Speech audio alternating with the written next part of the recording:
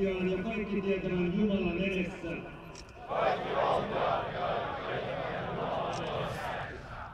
Olevani Suomen valtakunnan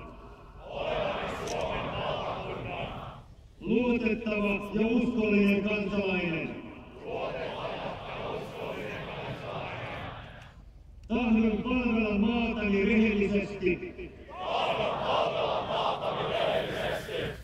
sekä parhaan kykyni mukaan etsiä ja edistää sen hyötyä ja parasta.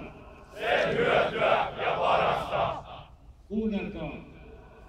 Minä tahdon kaikkialla ja kaikissa tilanteissa, rauhan ja sodan aikana, puolustaa isänmaani koskemattomuutta, sen laillista valtiojärjestystä sekä valtakunnan laillista esivaltaa.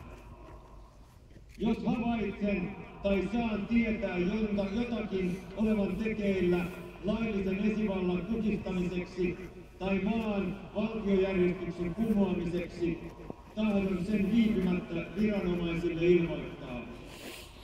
Joukkoa, johon kuulun, sekä paikkaani siinä en jätä missään tilanteessa, vaan niin kauan kuin minussa voimia on, suoritan saamani tehtävän loppuun. Lupaan käyttäytyä kunnollisesti ja ryhdikkäästi, totella esimiehiäni, noudattaa lakeja ja asetuksia sekä säilyttää minulle uskotut palvelussalaisuudet. Tahdon olla suora ja auttavainen myös palvelustovereitani kohtaan. Milloinkaan en sukulaisuuden, ystävyyden, kateuden, vihan tai pelon vuoksi, enkä myöskään lahjojen tai muun syyn tähden toimi vastoin palvelusvelvollisuuttani. Jos minut asetetaan esimiesasemaan, tahdon olla alaisiani kohtaan oikeudenmukainen, pitää huolta heidän hyvinvoinnistaan, hankkia tietoa heidän toiveistaan, olla heidän neuvonantajanaan ja ohjaajanaan sekä omasta puolestani pyrkiä olemaan heille hyvänä ja kannustavana esimerkkinä. Toistakaa. Kaiken tämän minä tahdon kunniani ja oman tuntoni mukaan täyttää. Kaiken tämän minä tahdon.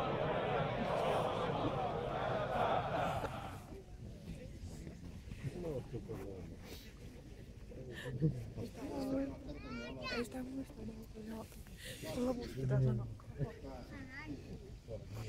Tuo sanottiin mielestäni lauteerausta.